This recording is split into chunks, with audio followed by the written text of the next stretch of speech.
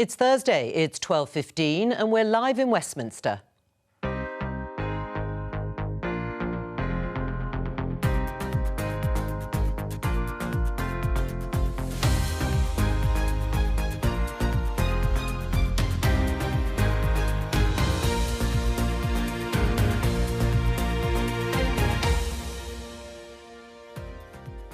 Joining me today, Conservative MP and Commons Liaison Committee Chair Sir Bernard Jenkin, Liberal Democrat MP Munira Wilson, Ellie Mae O'Hagan, Director of Class think tank, which describes itself as a centre for left debate and discussion, and the writer, commentator and spiked columnist Ella Whelan.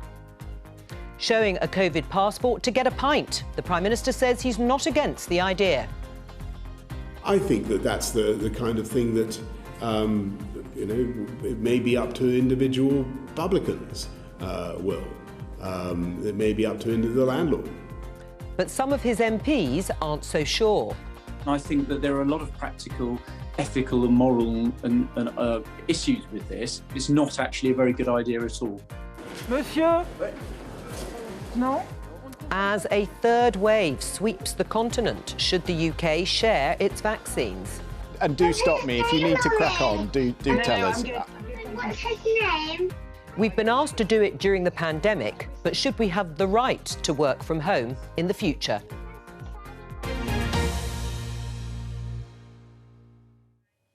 Just before we start, I think we confused, in terms of the pictures there down the line, of Ella Whelan and Ellie Mae O'Hagan. I know they've got similar names, but it's no excuse. So I think we can show both of them there in the screen. And the bottom left is Ella Whelan, and the bottom right, yes, thank you for waving, is Ellie Mae O'Hagan. Welcome to all of you again. So let's start with the headline in the Sun newspaper. COVID boozer shock. No jab, no pint. My question to you, first of all, Bernard, you were there at the Liaison Committee. You're the chair of that committee, talking to the Prime Minister. What did you make of what he said?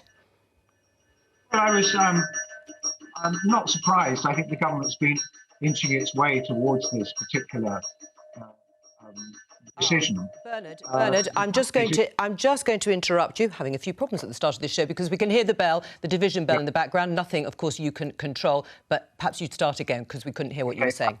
What I was saying, I wasn't really surprised. And I think I remember Tony Blair saying months and months ago, in his rather apposite way, these vaccine passports are problematic, but they're obvious.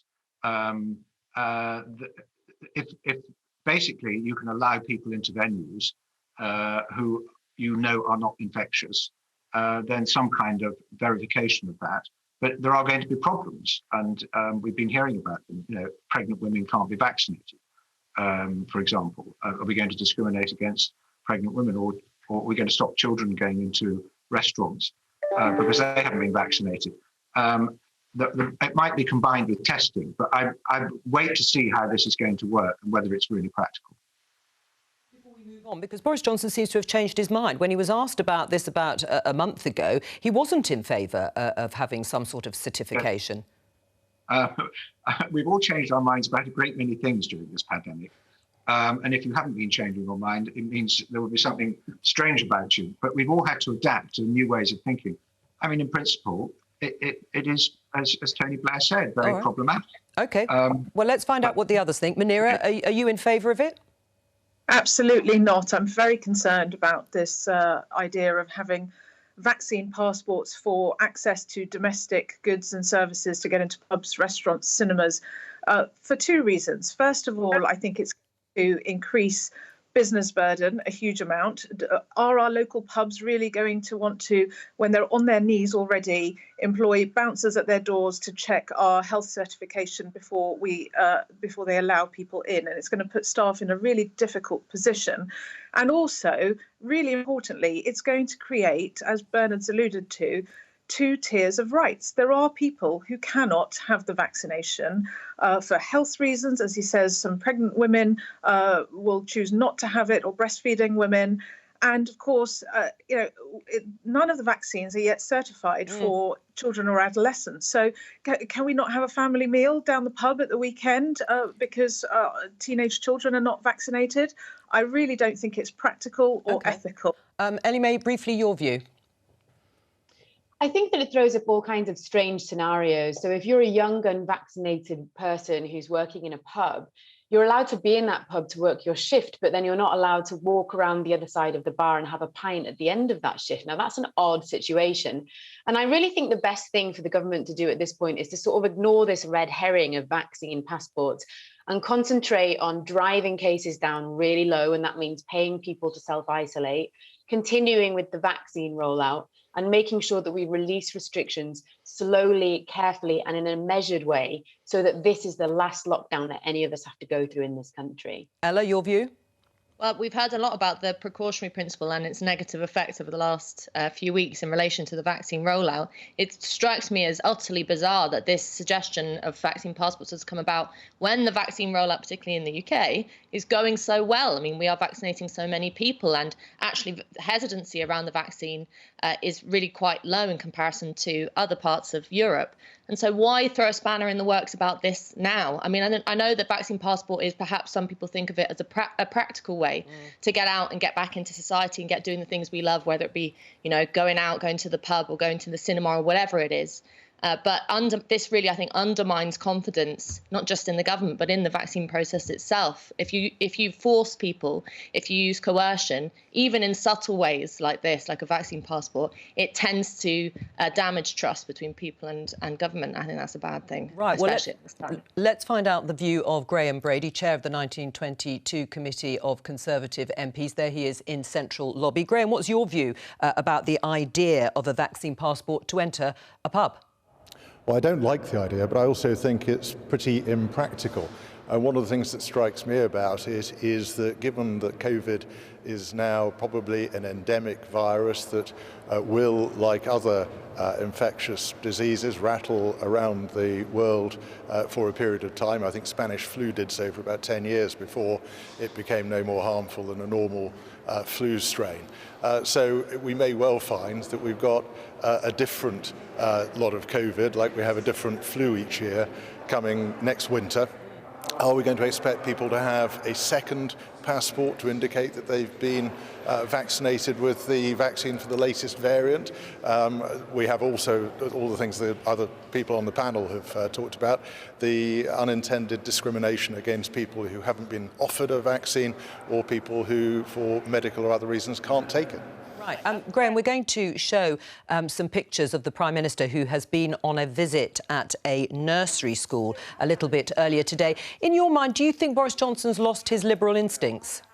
I don't think he's lost his liberal instincts, and I talk to the Prime Minister reasonably often, and I think he finds this all very difficult to do. But I guess people like me want to help to buttress those instincts and try to make sure that we get back to some sort of normality and restoring trust to people to control their own lives and make their own decisions as soon as we can. Right. The panel also mentioned the fact that the vaccine rollout is progressing extremely well, as it has done throughout. You've been critical of the pace of the Prime Minister's path for unlocking. How are you going to vote today when MPs are asked to vote on extending the coronavirus powers by another 6 months? I shall vote against. I don't think there's any case for extending this for a further 6 months. It goes beyond what the Prime Minister's very slow roadmap predicts for getting rid of restrictions. We have to remember, Jo, that these powers were given by Parliament to government last March as a very temporary set of extreme emergency measures. Nobody then envisaged that they would still be in place a year later, still be in use 18 months on. So I think we need to be very cautious about the dangers of normalising what is actually a very extreme policy response. We need to keep control of this and make sure we don't see a permanent transfer of these kind of powers to government. Right. How many of your colleagues will be joining you, do you think? I've no idea. It's a matter for them. But with the opposition supporting the government, I've no doubt the government will get the powers. But I think it's important that we make the case for a return to normality, make the case for trusting people with their own lives. Right. Bernard, listening to that, is Graham right or wrong? Well, I think Graham's wrong. I mean, I share his concern that, if we were going to have these restrictions for another 6 months, that would be very bad. And I don't think the government is intending to do that. They've made it absolutely clear they're not. But I think an extension of some restrictions are necessary. If we were simply going to open up at the end of April, we'd probably find ourselves in the same position as Israel was when they opened up after their second wave and were partly vaccinated, and their R number went above, well above 1, and they got into difficulties again. And I think there are only 2 countries that have opened up after widespread vaccination or are opening up. That's us and Israel. Graham's shaking his head listening to you. Why, Graham? I'm shaking my head precisely because of the success of the vaccination programme, the fact we vaccinated effectively all of the most vulnerable people, the fact that we're getting through the whole adult population by the summer. This really ought to give people some self-confidence and some sense of security that they are being protected. And there's got to be a payoff for that. We've got to be able to give people their freedom back when they're protected from serious illness by the vaccine. Bernard? Well, we're all in favour of opening up. The question is how quickly we open up. And the government's got itself slightly tied in knots by setting out a series of dates, which it says is not going to alter. But the data points in that direction at the moment. And so long as the data points in that direction, I will support the government's roadmap as it stands. And the idea that we open up blind without the experience of opening up that's already occurred. So we've sent the schools back. We need to wait and see what effect that has on the spread. And bear in mind, there are still about 3.5 million people over the age of 50 who have not been vaccinated. There are large numbers of ethnic minorities who have not accepted the vaccination. There are people working in old people's homes who have not accepted the vaccinations. The vaccinations do not provide 100% guarantee of protection from the disease, particularly after a whole lot of people have only had 1 dose of the vaccine. So we need to give this time for and the vaccine rate is going to slow down in April because of the holdups in the supply. So we can't rush this. And if we rush this and we finish up causing a whole lot more deaths and hospitalizations, which is what I think would happen, and which is what has happened when we have not ignored the advice of the anti-lockdowners and we have opened up prematurely. The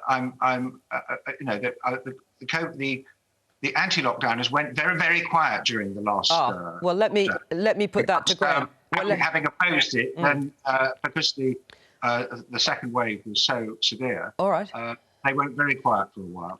Graham, is that true? Is that true? That's why you went very quiet before you have to go into the debate? Well, I don't think I went quiet at any point in this. And as we all know, the rate of COVID infection was falling before the third lockdown started, as indeed it was falling before the first lockdown started. And I think we can already see, turning to Bernard's point about the pace of unlocking, we can already see from the extensive testing that's going on in secondary schools across the country that they are discovering very, very low levels of COVID, no different from those being found in the general community outside. So I don't think there's any reason to think that return to school is going to cause a great new wave of infection. And if we can see by the data that things continue to improve, continue to get safer, just as we're getting more and more people vaccinated, then I think there's a very strong data-driven case for reopening more quickly. All right, Graham, we'll let you go back into that debate. Munira, how will the Liberal Democrats be voting today? Well, just to be clear, there are 2 different separate pieces of legislation we're considering this afternoon. There's the renewal of the Coronavirus Act, which we absolutely will be voting against. We will not hand this government a blank cheque to keep curtailing our freedoms and detaining people potentially. Right, what do you want to see on that, though? Because that's what we've been talking about. I mean, Ed Davey called on the Prime Minister to publish a roadmap to revive civil liberties and freedoms. What specifically do you want to see? Well, There are many provisions in that Act which actually, when the police have tried to charge people, they've been found to have been wrongfully charged. Nobody has been successfully charged under the powers in the Act when they have tried to detain people who might potentially be infectious. That needs to go. There are some practical elements in the legislation that could be retained, and there is provision within that legislation that if it were voted down today, the government has 21 days to bring back some of those practical elements. However, what we are broadly supportive of is the roadmap regulations, which we're also considering today, which are not under the Coronavirus Act. It's important we don't repeat the mistakes of last summer, that we open up gradually. However, we do strongly object to criminalising people for travelling overseas when people like the Prime Minister's father and others who've got second homes can freely go, according to this new legislation, to go and look after their second homes. It also doesn't follow the science. The scientists and international best practice shows us that the best way to stop the virus coming in and variants coming in is by having a blanket quarantine on all arrivals. And therefore, this £5,000 fine and criminalising people for seeing a loved one is really not the way forward in the roadmap. We're going to look at that in a bit more detail. Ellie May, your response and which way would you be going in terms of a vote if you had one on the coronavirus powers? I wouldn't want to talk about that in terms of a vote because I'm not an MP, so that was a bit odd. But what I would say is that I think the priorities of the legislation is all wrong. I think the real problem, CLASS is a think tank rooted in the trade union movement. So we speak to working people all the time as part of our work. And what we found is that there are millions and millions of people in this country who are going to work when they really shouldn't be, either because they're being forced to do so by their employers, like the case of the DVLA outbreak in Swansea, where the employers made the staff there delete the coronavirus app and then there was an outbreak, or because they simply can't afford to self-isolate because they're not getting paid enough to do that because sick pay is too low. And I think if we really want to drive cases down, and if we really want to be able to open up safely and to know that coronavirus is a thing of the past, then we actually have to make sure that the majority of people, the vast majority of people, can self-isolate when they need to, and they don't have to choose between putting food on the table and not contracting a deadly virus or spreading it to their loved ones. And for me, that should be the priority of the legislation. Ella? I have no problem pretending that I have more political power than I do. So if I was an MP, I'd vote against it.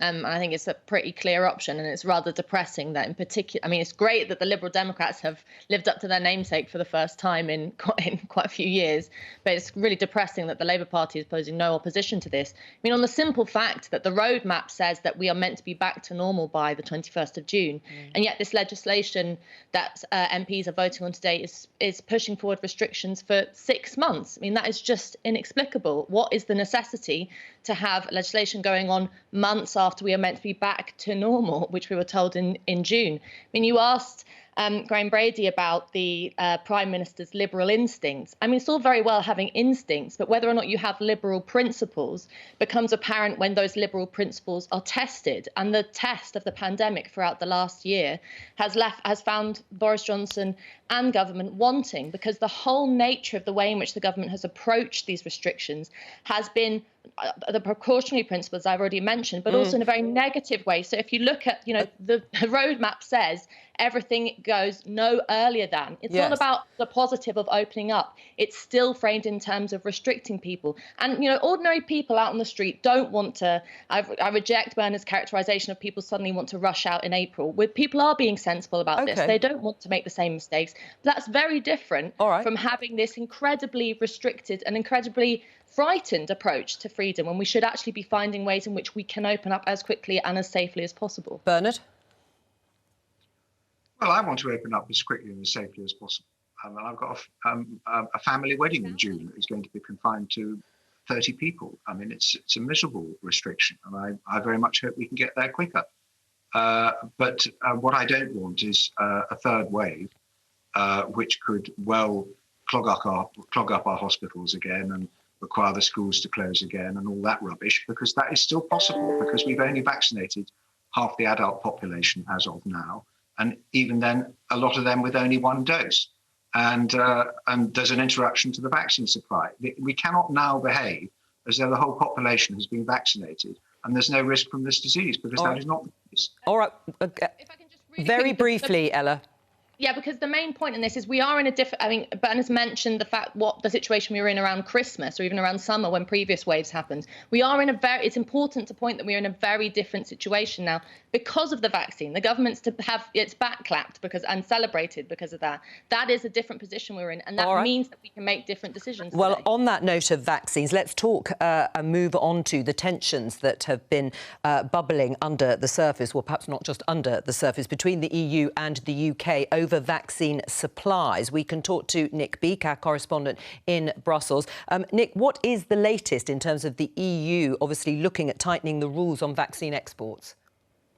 Well, Jo, I think there's a feeling that disaster has been averted, because it was looking pretty bleak, actually, over the last few days. We heard the Commission yesterday come up with these very tightened proposals to restrict the exports of vaccines leaving European soil, the European mainland. And it's by no means clear what Europe's leaders, who are just starting a video call as we speak, the 27 leaders, what they'll do in terms of endorsing this, or maybe it's more likely they might just give a bland statement when it comes to this. But certainly the vaccination programme in mainland Europe has been very, very slow. Its suggestions 4 times as slow as the UK's rate. And so this is why it's top of the agenda today when the leaders talk. Right, but you say that there are signs of a rapprochement, perhaps. The joint statement last night, it wasn't that clear, but it did give an indication about wanting to share vaccines in the future. You're right, it wasn't clear at all, but I think it's probably the result of a lot of conversations. We know that. Boris Johnson, for one, the Prime Minister, have been on the phone to various European leaders over the past week or so. And in terms of a rapprochement, whether there is some sort of, improving of the mood, that's certainly what people are hoping for. But I guess all of this is taking place in the shadow of Brexit, or certainly in the post-Brexit reality. And we know that relations between the two sides are pretty poor.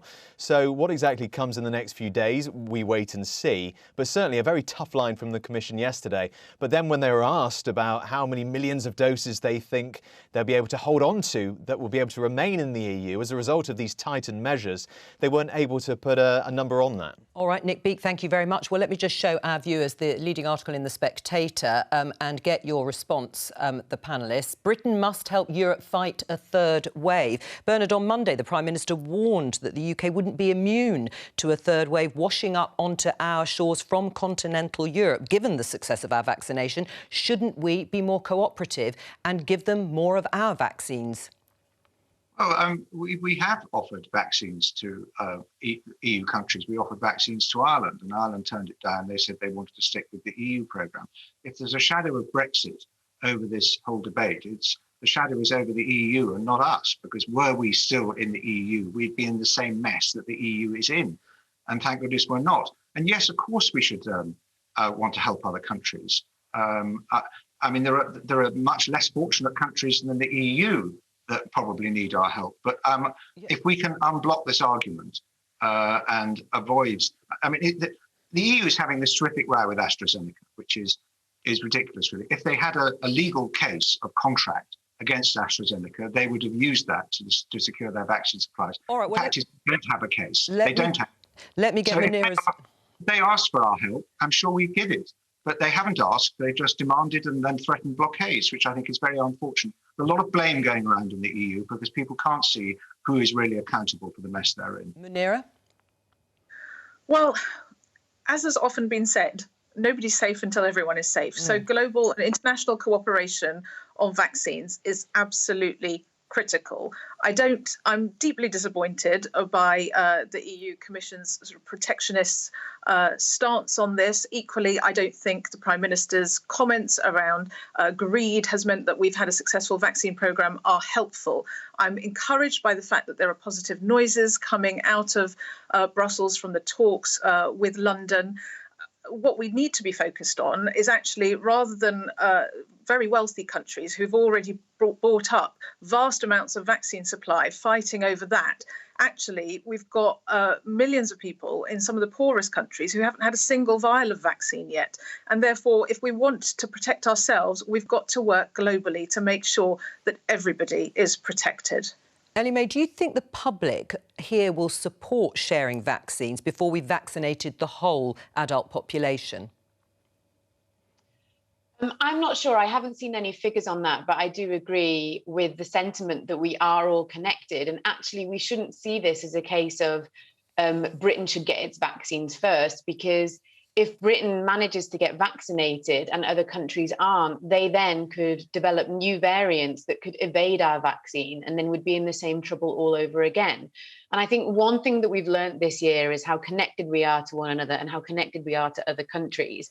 So it's not just a case of helping other countries to be generous, even though I think that is really important as well. It's also the case that we need to make sure that countries around the world are vaccinated so that there are no new variants, and that so then all of the progress that we have managed so far isn't undone by that. And I think that's really important. And I'd also add that, you know, you asked me what people think. Well, I think most people in this country have just lost a year of their lives, have just suffered terrible things. And more than anything, most people, whatever their politics, wherever they're from, want this pandemic to be over so we can go on and build something new in this country, something better. And so I would suggest that the politicians and the governments from the EU and from the UK fighting about this should actually remember the seriousness of this situation, that this is a pandemic that has affected millions of people's lives, and actually sort things out as quickly and as amicably as they can, because people deserve security and to move on with their lives. But Ella, it's true, isn't it, that really trade can't return freely. The economy won't be able to open up fully unless we can actually ensure that the EU, for example, yes, and other parts of the world, are vaccinated too. Yeah, and even domestically, I mean, we've just been talking about the fact that much of the roadmap and our position on opening up is hinged on the success of the vaccine programme. So it would be understandable if the public in the UK were feeling more protectionist about keeping vaccines at home, especially in making sure that people have that second dose and that all the over 50s are covered, because of the fact that our own freedom is based on it. But I think an internationalist approach is one not just for trade, but on a kind of moral basis, that this is something that we should do to help other countries is a good thing. The question is, though, that no one's mentioned yet, or kind of linked to it, is will people in these EU member states take the vaccine? Because of the shenanigans of the European Union over the last 2 weeks, and it's disinformation campaign around AstraZeneca, polls show that about 80% of people in France are sceptical of the vaccine and won't take it, and 55% of Germans think that AstraZeneca is unsafe. So whether or not we ship the vaccines over there, the damage has been done by the European Union, by Macron, by Ursula von der Leyen, and by, in part, Merkel as well, I mean, in undermining the vaccine programme. So, you know, the question is, how do we actually regain that confidence internationally in the vaccine programme, in this feat of humanity, whereas many political leaders, it seems, are using human lives actually as a political football? Well, Munira, that has been an issue, hasn't it? Yes, I'm extremely disappointed to see some of the undermining of confidence in the Oxford AstraZeneca vaccine. You know, I would go on what the science and the evidence says. The evidence and the data all shows that the Oxford AstraZeneca vaccine is very safe and very effective. And therefore, it is somewhat ironic that there is now this spat happening over supplies of a vaccine that many people in mainland Europe don't want to take. And what we need to do is restore confidence in the vaccine, particularly where even some people in this country are becoming a bit more hesitant around the Oxford AstraZeneca vaccine. I would really counsel against that, because it's showing that it's saving lives and preventing hospitalizations, and the safety, the risks are very, very low indeed. Right. Well, Boris Johnson was asked about the issue of France, where infection levels are still high, and whether it could be added to the red list of travel countries, and the issue of cross-channel trade. This was his response. This country depends very largely for the food in our shops, for the medicines that we need, on that trade flowing smoothly. Now, we will take a decision, no matter how tough, to interrupt that trade and to interrupt those flows if we think that it is necessary to protect public health and to stop new variants coming in. And it may be that we have to do that very soon. Bernard, you were listening to that. Would that be the right thing to do? I think we've got to be ready to respond, depending on what the data is. I would like to see more testing of people coming through before we actually put them on a banned list. But it's going to be very disruptive of trade and prosperity and recovery if we have to basically blockade the channel ports. I think that would be very much a last resort.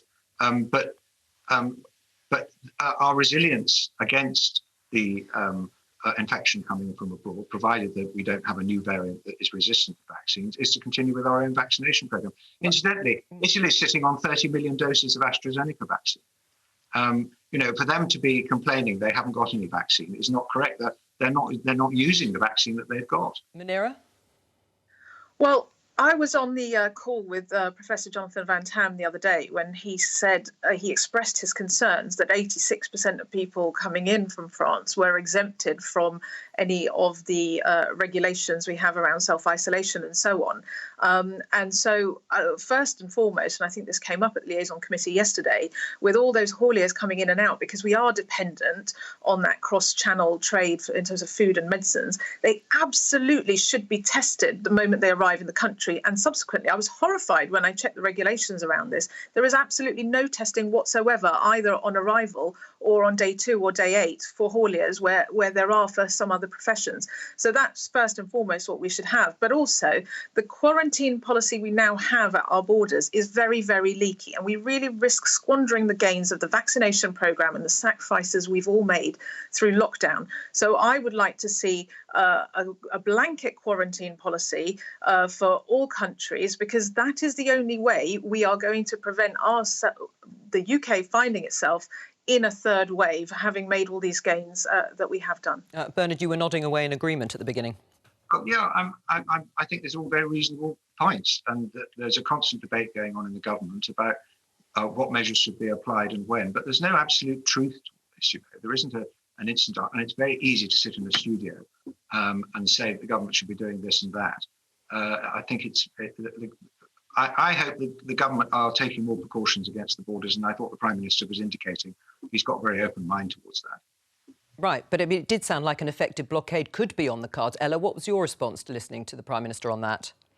Well, I mean, it's very hard to figure out what we've constantly told, in particular by the Prime Minister and Chief Scientific Officer, that we have to follow the science. That's been the kind of mantra throughout the pandemic. And as the days of the pandemic go on, and as actually the threat of the emergency and threat of the virus lessens, you begin to realise what is quite blatantly political decisions and what are decisions that are made in the necessity of dealing with a deadly virus. And I think a lot of the kind of friction around this discussion about trade, and in particular the relationship between us and the European Union, for obvious reasons that Bernard's mentioned in relation to Brexit, there's I mentioned the term political football. I mean, there's a huge amount of political wrangling going on, which doesn't necessarily take into account the benefits and the effects on the citizens of those nation states. And I think we get stuck in a kind of short-termist approach to things like this. And there needs to be, I mean, Bernard says it's all very well and easy us sitting in a studio telling the government what to do.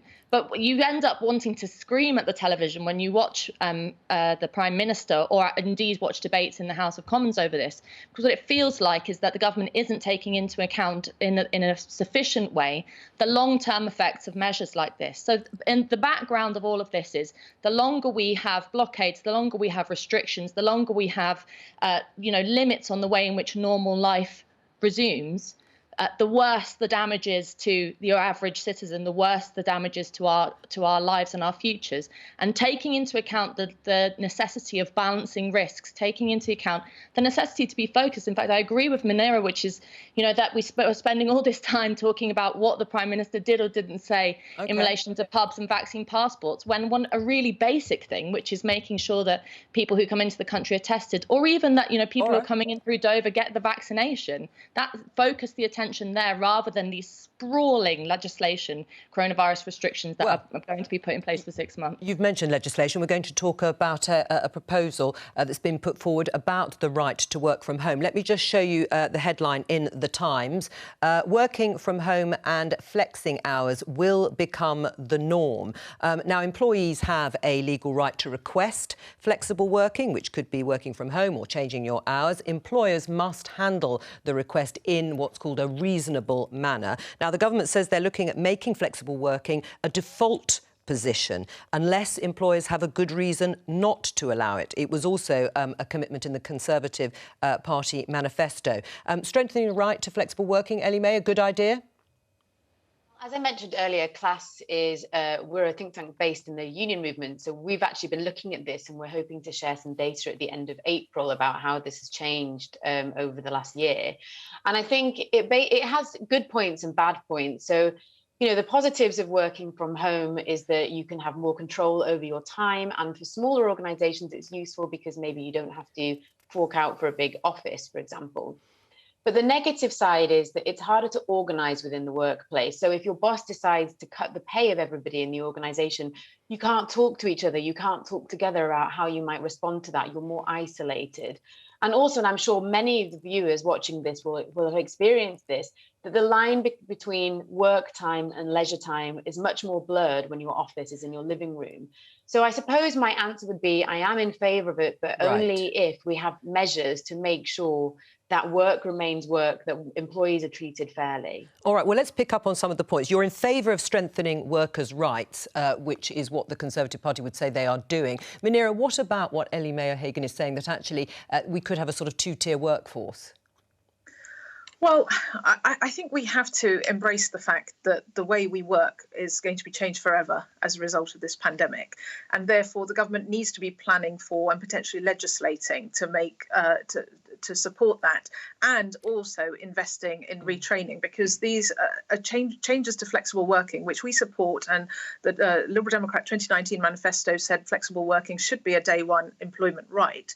That will work for all those of us who may be office-based, but it won't work for many of those in very low-paid jobs, particularly key workers who kept us going through this pandemic, who can't work from home. And therefore, and some of those jobs may go as city centres and town centres get quieter if we are in a mixture of home working and office working, whether, you know, that's cleaning jobs, catering jobs, etc. So there needs to be support in terms of retraining, so that everybody benefits from these changes to the way we are going to work. And there's no doubt about it, women in particular, because we disproportionately bear the caring responsibilities, I think could really benefit from a much more flexible approach to working. And frankly, there were a lot of forward-thinking employers who, even before this pandemic, embraced a mixture of home working and office working. Right, I know, Ella, you're shaking your head, but before I come to you, just listening to that, Bernard, Munira talking about shops closing and the way we work changing forever. The BBC News ran a story,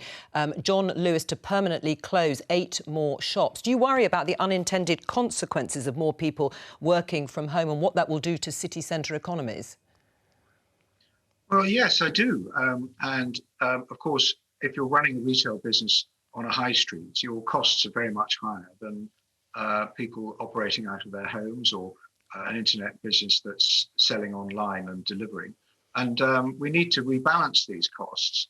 But city centres and town centres have evolved a great deal, even in my lifetime. I used to represent the town centre of Colchester, and Colchester is still very much central to my constituency. I don't represent the town centre anymore, but the high street has deteriorated a very long way before COVID. We need to think of ways of reviving our town centres. I think we need more people living in our town centres. That would help. Yeah. The property regulation laws and the rental laws tend to militate against that. Ella? Having more flexibility around the way in which we work, as Ellie May has said, is in some ways a good thing. But I tend to think that this really lets employers off the hook. I mean, particularly when it comes to women. I mean, as we heard in the introduction to the programme, with children in the background when you're working at home, particularly when you have kids, particularly as women, isn't necessarily a great situation to be in. You've got about 7 balls in the air juggling rather than 3. I mean, it actually lets employers off the hook when it comes to the provision of childcare. I mean, I think we should be having, if we're talking about making women's lives easier and family lives easier, shouldn't we be talking about, I would, be in favour of state-provided, free at the point of access childcare. If you're really serious about it, let's talk about that. Slightly silly to suggest that workers won't band together and talk about their rights if they're not able to do so on the shop floor. I mean, someone who knows something about trade unions should know that lots of people do that in the pub. Them being closed at the moment is a whole different conversation. But I think, that take into account the fact that the blurring, I'm going to sound like a Luddite here, and it's not like that I don't think Zoom is a brilliant invention and that haven't enjoyed, particularly, in political debates that I've been having engagements with people across the world. Yes. But there is something about physical public life that I think we have to get back to, particularly the blurring of the private sphere and the public sphere. I mean, look, I like my house. It's nice enough, but I really would prefer to be in the studio. I really prefer to be in the studio rubbing shoulders with you guys, because in the friction of people actually being together in the public sphere, in physical form. Well, let me get the others in, Ella. Munira? Yeah, absolutely. And there's plenty of us who want to be back in the office. The point I'm making is I think we'll see much more of a hybrid model. So it might not be 5 days a week in the office. It might be 3 days a week in the office. And I absolutely agree. Yes, we should be funding childcare better. Nobody's suggesting you're looking after your children and working at the same time. But the fact that you might cut out a commute might mean that you actually get to your kids in a timely fashion and are able to spend a bit more time with them. I just wanted to pick up on Bernard's point about city centres and town centres. Well, I mean, if there's less office space being used, then that is a real opportunity to be turning those spaces into affordable housing, because we've got a housing crisis in this country. And actually, if we are working from home more, that could help the revival of our high streets, because we're bound to be out locally more in our local area, popping out at lunchtime or towards the end of the day. So it could actually help revive some of our high streets. All right, well, let me pick up on something Ellie May said. I'd like you to respond. I'm going to show everybody this graph. It's called Home Working by Occupation, which does demonstrate, of course, whether you can work from home does rather depend on the type of job that you have. So the ONS, the Office for National Statistics, looked at the proportion of people in different jobs doing at least some working from home during the first lockdown last year. They found 70% of professionals were doing some working from home. For managers and directors, it was 67%. But for people working in sales and customer services, it was much lower at 16%. And for plant and machine operatives, the figure is just 5%. So this change that could be proposed is only going to benefit some people, Ellie May, isn't it? That's true. And just to respond to what Ella said about trade unions, the reason I brought that up in my original comment is because Class speaks to trade union organisers working on the shop floor all the time, and this is actually something that they've brought up. So I'm going to trust their expertise on this. And in terms of, yes, it will create divisions in the workplace, working from home. And I think that this should lead to a conversation about shorter working hours in general. This is something that's come up during the pandemic about whether we should shorten our working week. There's lots of campaigns for a shorter working week so we can have more leisure time. And I think that's something that we should discuss alongside working from home so that nobody loses out as a result of this. Ella, just briefly, we haven't got long.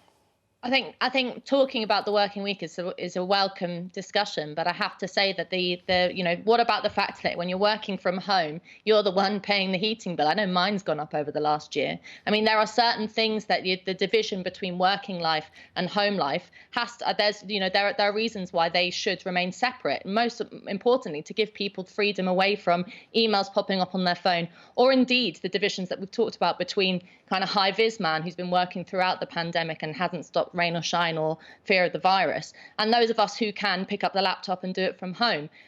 Let's not allow the pandemic and the experience of the last year change negatively or stymie our approach to looking at the way in which we work differently. I mean, I'm open to technology and working from home being part of our working lives, but at the sacrifice of maintaining that belief in real public experience, I think that would be a bad thing. All right, we have to end it there. That's all we have time for. Thank you very much to all of our guests, and that's it from us for now. as Parliament goes into recess for Easter. I'll be back with Politics Live on Monday, April the 12th. Look forward to seeing you then. It's the last show for our editor, Rob Burley, today. A big thank you from all of us to him.